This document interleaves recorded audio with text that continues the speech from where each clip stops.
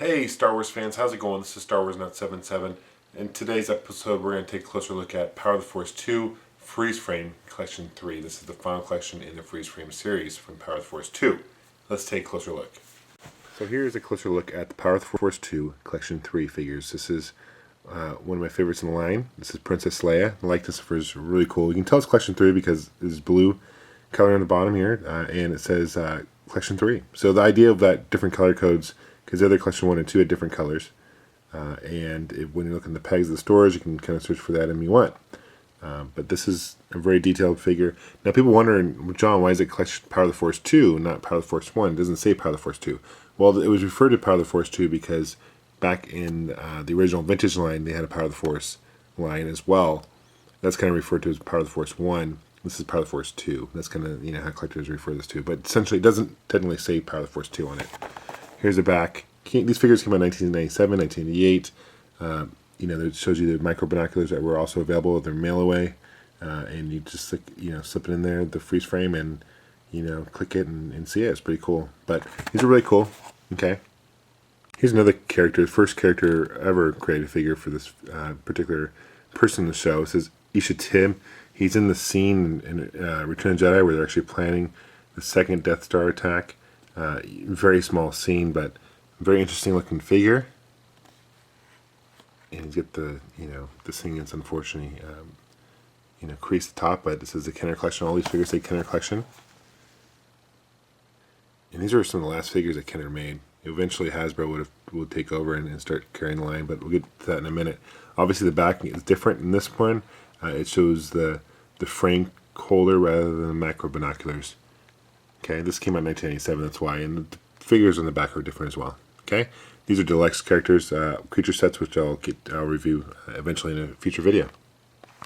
Here's a close look at the Death Star Trooper. And there's a picture of him about to blow up the Death Star. Sorry for the reflection, guys. He comes with a huge gun, and very detailed. Guy looks kind of mean. I don't know if he necessarily stands up okay. He's got the bent knees. I wouldn't think that he would stand up on his own. This figure came out in 1988, like most of these Collection 3 figures. I also got this at Disneyland, actually, because it's got the Mickey Mouse thing on it. Okay, I love Star Tours. I did a video of that, too, on this channel, in case you guys missed it. They're coming out with Star Tours, too, which is cool, too. Here is a figure of Death Star Droid. Very small, again, very small scene in New Hope where they get out of the elevator at the Death Star and they pass by the little mouse guy, kind of squeaks by, and both of them are here. I want to see these figures, along with Pote Snicken and a couple other ones, I picked up online at the Star Wars website.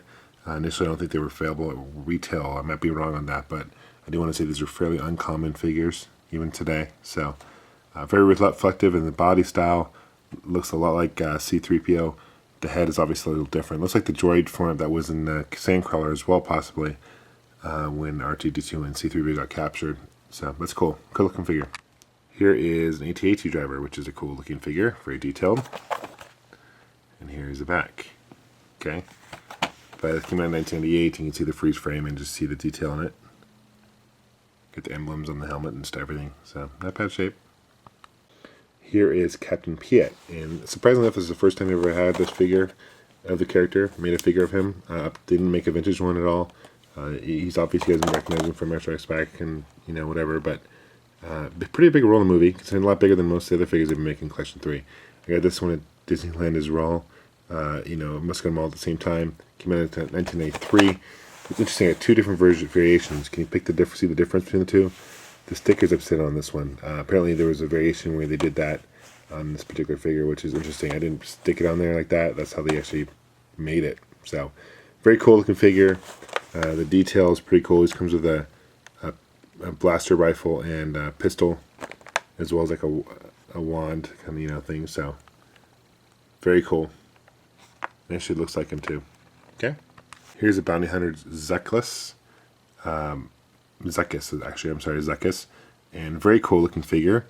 He's kind of short, but the detail, and this is the lineup where you meet Boba Fett for the first time in Empire Strikes Back, but he's one of those bounty hunters. Doesn't have any lines in the movie, but very well detailed. Like I was saying, they definitely kind of focus on the detail of these figures because of the gun. They all come with guns, even though they didn't have necessarily in the movie. But there he is on the right. And this came out in 1997. Okay? There's also on the back, you joined the fan club as well. Kind of big promotion. So, not bad shape considering it came out in a while ago, 1997. Okay? There's two figures from the Jabba's palace. You get the Reyes. This guy was on the barge. And they did a great job. There was original Reyes. Sorry, I'm pronouncing it wrong. Reyes. These are really hard names to pronounce, by the way, so forgive me. But he didn't nearly look at this quality. I mean, this is an awesome figure. Came out in 1998. Okay? Again, it doesn't show the macro block there, so that might be... I got this one at Disneyland, actually, Star Tours, and paid $10 for it, which is pretty expensive back in the day. But yeah, I love Star Tours and Star Trader. So here is another cool. This is Piett Snicken, and he's also on the sales barge.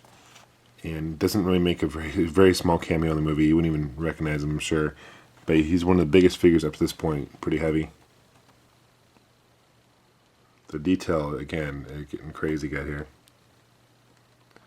And on the back, he does mention the Mac binoculars. This is 1998. He's so rare, he's not even in this scene right here. At least not visually where you can see him, right? Now here's the final figure in the Collection 3, using the freeze frame series itself. This is Darth Vader with a removable helmet and lightsaber. This is probably one of my favorite figures, even till today. First time they had Darth Vader with a removable helmet, and the helmet actually fits on perfect. You can put the helmet on, and you won't even know that it's removable. And look at the detail on this thing. I mean, it's hard to see with the glare maybe, but you can see the scars. The lightsaber is a little transparent, too transparent, I think, but he's holding it rather than it be on the side. He's got a detachable hand. He's very articulate. Awesome looking figure. Kenner did a fantastic job with this. This came out in 1997. Here's a scene where, obviously a pretty famous scene where he's talking to Luke. He's about to die, but I think overall this is my favorite figure in the Power Force 2 line. Did a great job with it. Okay. Thanks for watching, guys, and may the Force be with you, too, always. Take care.